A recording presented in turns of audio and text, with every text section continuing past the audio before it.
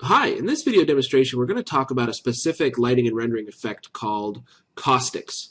The original Latin is the word causticus, which actually means burning. And as we know from our previous video demonstrations about light and all that good stuff, is that light is constantly bouncing around our world, off of other objects, taking pieces of those objects with them. Well, in the case of severely reflective or refractive surfaces, I've got a beginning render here of the scene that you should have downloaded to follow along with me here. And we've got this very, very shiny kind of goldish copper ring here and a very, very refractive glass globe here. And as light bounces around and off and in a refraction case through these types of objects, these very, very reflective, very, very refractive objects, light not only bounces off, but it also bends. Or becomes focused. Again, we talked about just recently here that the original Latin word was causticus, and it actually means burning. So the idea that we hold a magnifying glass up and catch the rays of the sun just right to fry the little ants or start a campfire is the perfect idea of this. Right now we've got no caustics in our scene. This is what it looks like completely rendered without this effect. We've got our copper or gold ring here and our very, very cool glass globe.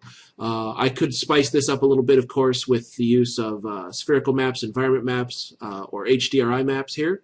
But just to get this point across here and show you what's going on, that's unnecessary. So we've done some procedural texturing, which will make it easier for you guys to open up the scene and kind of follow along here from here on out. I'm going to go ahead and make a clone, a copy of our render window, and minimize it for a little bit later, and then I'll X out of here. And we'll take a look here at how caustics work in Mental Ray. The scene itself has just a few items in it, just the ring, a ground plane, and the lights in the scene, and our sphere here. We've got a single Mental Ray area Omnilight and a skylight just to give us both the ambient and direct light sources here. Our direct light source, our Omnilight here, is set at a multiplier of 1 with no decay. And, you know, we've got just a little bit softer radius on this thing for some softer shadows going on here. Where to find caustics? We've actually got to turn this on in a couple of different places. First things first, let's go ahead and hit F10 to bring up our render setup.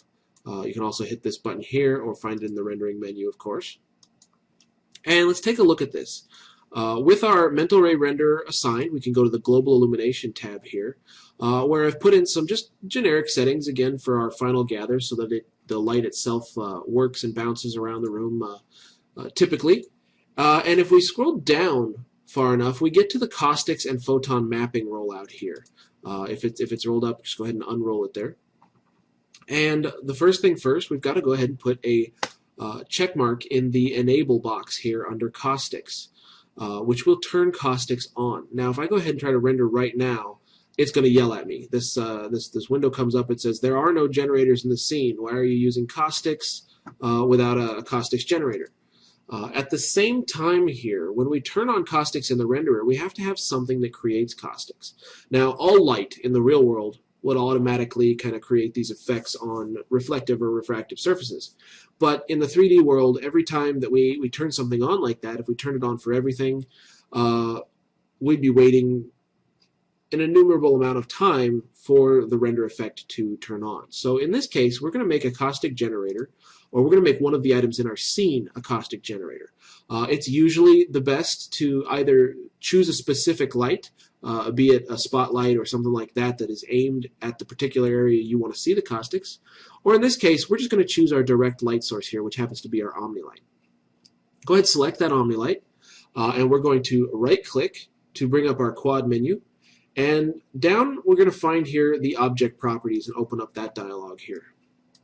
We've talked about some stuff on the General tab several times for these different objects and how we can change display or casting shadows and stuff like that.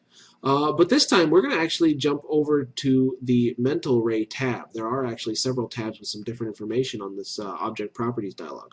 The Mental Ray tab is where we want to go because that's the kind of renderer we're using. And you'll find that in here we have the caustics and global illumination settings for this particular item, in this case the omnibulb. I just want to put a check mark in the box that says generate caustics. We don't want to exclude it, and everything should be default to receiving caustics. But this is going to be the only light source that's going to generate them for us in this respect. So we put that check mark in there, we say OK. And now, if I go ahead and render, no caustic photos up, it's going to go ahead and it gave me that warning again. Let me make sure I did it right. Cancel. Okay, we've got our caustic generators on the scene. Okay, we still got some more work to do over here. We've got to also turn on all objects generate and receive global illumination and caustics in our caustic photon mapping. So we've got to make sure that there's a check mark in this little box down here as well. Now when I hit render, it should work out just fine, so long as I've got the right viewport render open. I can select my perspective and actually lock that down here at the bottom if I want to. And let's see what it's going to do for us. Just by turning it on, all we've done is put a couple of check marks in a couple of boxes, allowing caustics to happen. And even before the render is complete, we can see that something, especially the refractive here, is happening underneath our glass globe. So we'll give that a moment just to see what else we can see here. And it looks like overall, that's the only thing happening. So I can actually cancel, maybe turn on my region render so we don't have to wait so long. And we'll just kind of render this area so we can see what's happening here.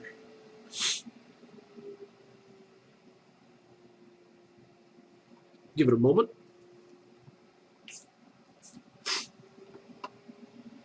And there we have it. We've got some very slight refractive caustics there. It's not a full-blown effect now because we haven't changed any of the settings, but we can see that they've definitely been turned on here. I'm going to go ahead and turn this back from region to view because we are going to want to see this up close here momentarily. And let's go back to our render setup. If we scrub down back again to our caustic map photons here, we've got some things to take a look at here. There's a few things that we can do to increase the amount of our caustic effects. First thing foremost here, we can come down to our light properties, which is just above the checkbox we checked for all objects generate. And here we've got the most control over these caustic lights. First thing is this number, this 20,000 units here, is the average caustic photons per light. Now 20,000 may sound like a lot, but it's really not. That's actually fairly minimal. That's very low calculation time.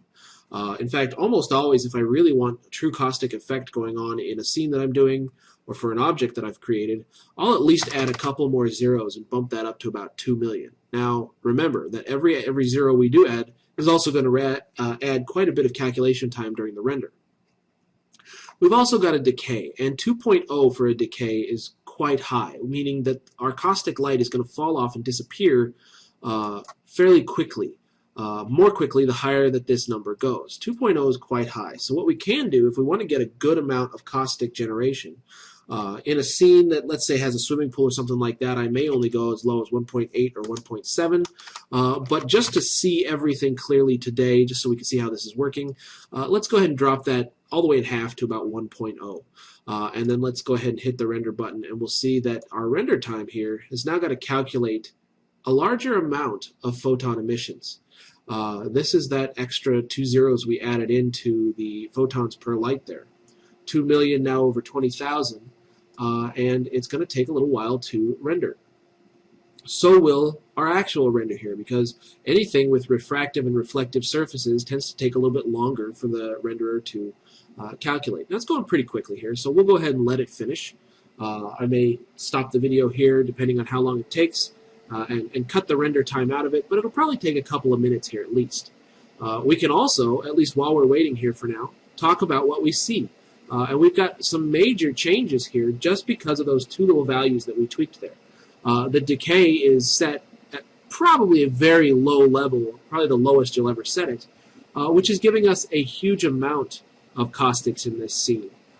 They don't decay or fall off at a rapid rate, so we're seeing more of them here.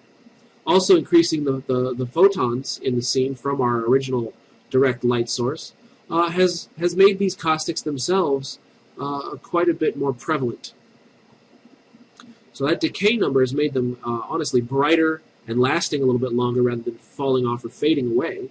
And the photon number has increased the amount that we're seeing here in this level. We probably don't have to continue waiting for this whole thing to render because we're seeing what's going on right now. We've got our reflective caustics coming off of this gold ring here, and they bear the same color as our kind of golden, shiny metallic ring does.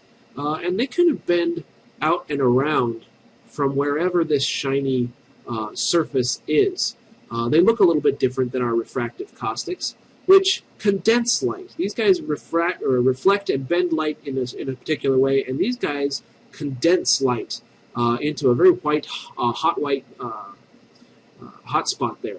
Much like, again, our magnifying glass focal beam that we might start a campfire with, or set the anthill on fire if we're naughty teenage boys, right? So this is what we've got. Now, we can definitely see that things are a little bit blurry, a little bit messy, and a little bit iffy, but we've got the effect here full-blown. And remember that this effect works great with anything that both refracts light or reflects light, or a bit of both in this case. So here we go. I'll go ahead and clone this window so that we can take a look at that later as well, up next to our where we started here and where we've come just by turning them on and kind of changing a few basic settings. And we'll minimize those and go back to our render setup here and take a look at some of the other values that we can try to tweak here. The other values that we have is going to be up here under our caustics. We've got a maximum number of photons per sample. The higher this goes, the more smoothed out our caustics are going to look because the photons are going to be more prevalent, and therefore it has less of a chance to get pixelated or blotchy or speckled. So we could raise that as well, as we've also got down here under the volumes a maximum number of photons per sample as well. That's going to do pretty much the same thing. What we can do is, we've seen it with 100 in each. Let's try raising these values. In the first one, let's go extreme and quadruple it. Let's go about 400. And the next one, let's just double it, just to smooth out the volume and the effect all over the place. Remember that once we've done this, it's going to take quite a bit longer to render these effects. But in the end, the overall effect of caustic light really adds to the realism of a scene. So it's well worth the wait. We'll go ahead and do this. We'll let this one render, and then I'll probably pause the video here and come back when it's finally finished, and we'll take a look at the difference between all three of our images, just for a finalized look at how caustics work in mental ray.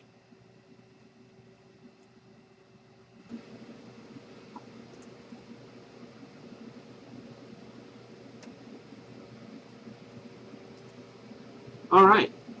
Here we are back. Our renderer has finished with the increased photons per sample. I'm going to go ahead and make a clone of that window as well, and then we'll go X out that, and we'll open up the one that we did initially. We'll put the one that we've done finally down here, and we'll take a look at the one that we were doing in the middle, kind of up here. So here's how we've done it. We've got no caustics in the scene whatsoever. We've turned caustics on and increased the ability to see them by changing the number of photons from the emitter itself, which is our light source, as well as reducing the decay so that they stay brighter on us quite a bit. We did find that they were getting kind of blotchy and a little bit speckled. Not the greatest of looks, so we increased the maximum number of photons per sample, both in the volume section as well as the caustics basic parameters as well. And you can see here that it's kind of smoothed these lights out a little bit more interpolated here, and we've got some pretty decent effects.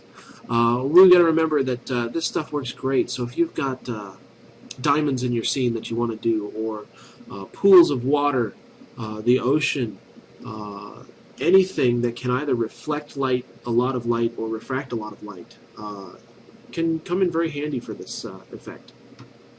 You see it most often if we're talking about bodies of water, especially in architectural visualization, stuff like that, where the home might have a swimming pool, and the swimming pool gives off these great little dancing lights in the early morning light and stuff like that, which will bring us to probably our next video demonstration, which will be how to do this for water, and we'll create a water box for testing caustic lights.